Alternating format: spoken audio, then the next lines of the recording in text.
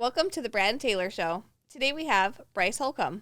You're listening to the Brad and Taylor Show, a podcast that inspires entrepreneurs to pursue their passions.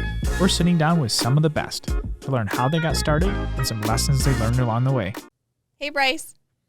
Hey, how are you guys? We're good. How are you doing? Doing well. Thanks for having me. Of Yeah, course. awesome. Well, let's get this started. Tell us a little bit about you. What do you do? My name is Bryce Holcombe. I'm a real estate agent at Brookstone Realtors. Been doing this for a little over 2 years now, and I service the Metro Detroit area. That's awesome. So how did you get into real estate? What did you do before this?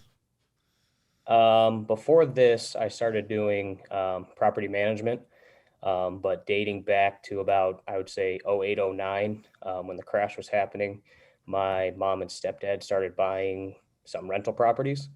So I was in high school making extra cash, just doing some grunt work. But I kind of just fell in love with the idea of real estate. From there, I went to Central Michigan, got my degree in real estate development and financing. Like I said, I did property management. My employer at the time paid for me to get my real estate license. So I've been licensed for about 5 years now, but didn't sell anything, didn't even pursue selling anything till about 2 years ago. So Okay. that's where I am now. Nice. How did you get your first client? It's my brother-in-law. Okay. Hey, there we go. Yeah, he had just moved back to Michigan.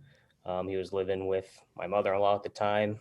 He had started his first job, and he wanted to start looking for houses, and that's where it started. Nice. Nice. How long did it take after that first transaction to get your second one? Did you get the ball rolling pretty quick, or did it take some time? I would say after I closed the first one, I closed my second one about a month after that. Oh, That's nice. not too bad. Yeah. That's not too bad. So, and then after that, pretty much COVID happened. So, Yeah. And then the market got crazy. yep, it got crazy. Did you did you start on a team or were you solo the whole time? Solo the whole time. Okay. it. Nice. Cool. Did you get any advice when you first started out in real estate? I know you said your first couple years you didn't really do much with it, but when you first got into the groove of getting those clients and everything, did you get any advice that stuck with you? Yeah, I would say really just when I first started, it was really just put the work in. Mm-hmm. I started doing open houses or hosting open houses for other agents. I reached out to every single person that I knew that I thought, would maybe use me as a realtor. I sent text calls, just stayed top of mind, made Facebook posts, did videos.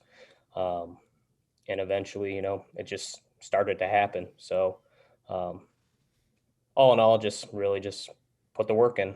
Yeah. Yeah, it takes a lot of work. A lot of people maybe don't realize when they're first getting into it how much work it takes behind the scenes, but Oh yeah. I mean, they tell you all the time you get your license, your phone's not going to just start ringing. So just a lot of marketing myself and Mhm. had a good sphere of influence that I reached out to. I feel like I got in at a good age. I'm 28 now. So a lot of my friends were starting to buy houses, families buying houses, things like that. So I think it worked out pretty well. Yeah, that's Yeah. perfect timing, especially with all your friends starting to look for their first homes. Right. Yeah. Exactly. Good timing with that one. Yep. What is the worst property you're showing that you've been to? Um, Any of them stick Worst out? property. So yeah, in the property management world, when I was doing that for a few years, I mean, I've been in houses with fleas. I've been in houses that were flooded from broken pipes, trashed houses that were broken into. But recently, I just sold a house here in St. Clair Shores where the seller inherited the house from his cousin that had passed, Okay. but the cousin was a hoarder. Oh, So it was a 2-bedroom house on a crawl, about 1,000 square feet. So there wasn't much room for storage, but it took 3 40-yard dumpsters um, just to empty the place out. And then after it was emptied out, I mean, the carpet it was shot. yeah. I mean, there was water damage. There was everything in between. And it was just hoarding is disgusting. So I would say specifically probably that, but I've seen plenty of nasty houses even before selling. Yeah. for sure. I know you mentioned the fleas. You don't know how common that is. That always Yeah, gets me when everyone mentions the fleas. I'm like, oh, how do you live like that? yeah, you'll take one step in, you'll open the door, and it'll smell like a dog or a cat. And Yeah. if you step in and you look down, they'll be all over your pants already and everything. It's crazy. Yikes. Wow. What do you do with those situations? If you like for when you were doing the rental properties and stuff like that, you bomb the place or like how do you get rid of that? Yeah, so what would happen was you would hire a company to pretty much bomb the place. It's like Yeah. some sort of fumigation system or whatever they throw in there. Um, they Get them go in all there with out. their suits or whatever they put on and hazmat suits and pretty much disinfect the whole place. And it takes a couple of weeks just to kill them all. Oh wow. They'll live in the carpets and everything, but Yeah. um, yeah, nothing I want to be doing. No. Me neither. What kind of goals do you have in place for 2022? For 2022, personally, my wife and I have talked about purchasing our first investment property.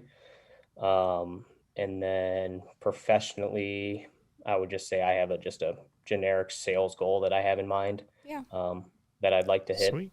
So um, pretty much Awesome. double what I did this year. Yeah. That'd be awesome. That's awesome. I Do like you it. have an idea of where you want your investment property to be? Do you kind of want to keep it like local to where you are? Yeah, Yeah. I live here in St. Clair Shores, so it'd be nice to get one in St. Clair Shores, but St. Clair Shores, Warren, Roseville, East Point, um, just kind of the surrounding areas to where I live. Yeah. And you have that background too, so I think it would probably be fairly simple for you since you already know what to do with that situation. Yeah, it helps. It's just coming along something, Yeah. worth it at this point.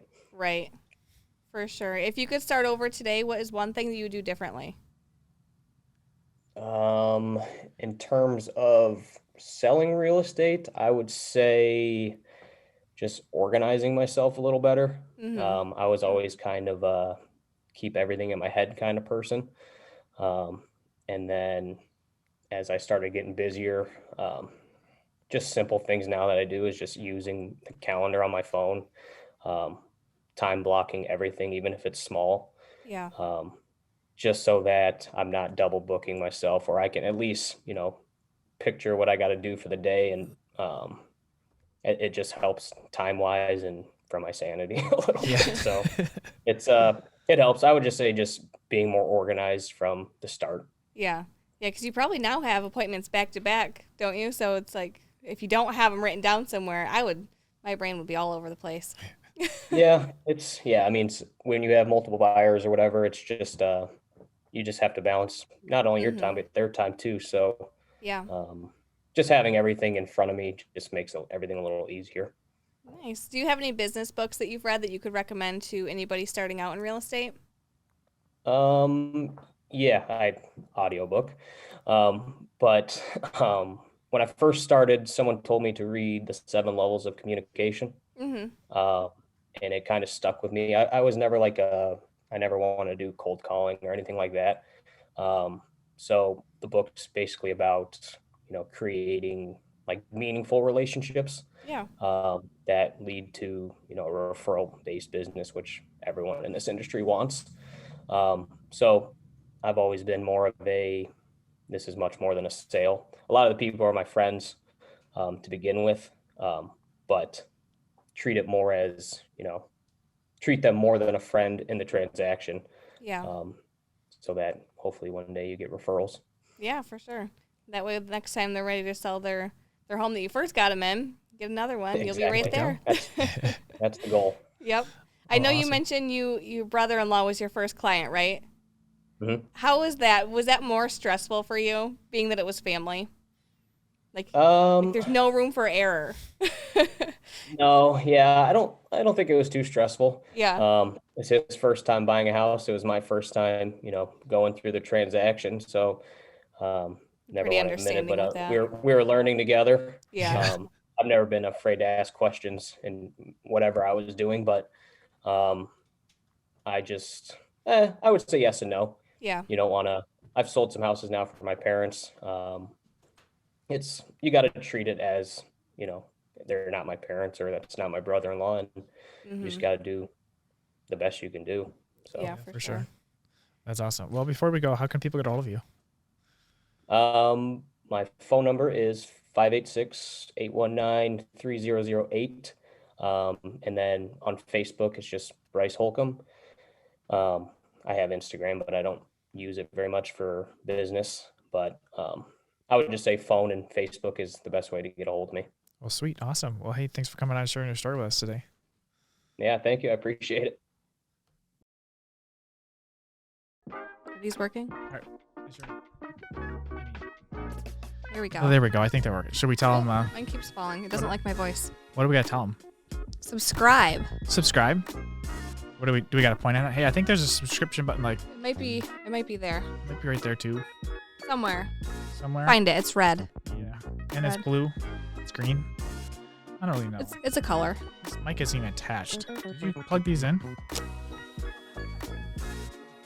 Well, I guess. I wonder if they can hear us. Yeah. I wonder if they hear us. Well, we should probably tell them if they can hear us. We should probably tell them also give us a 5-star review if they're listening on Apple. That'd be cool.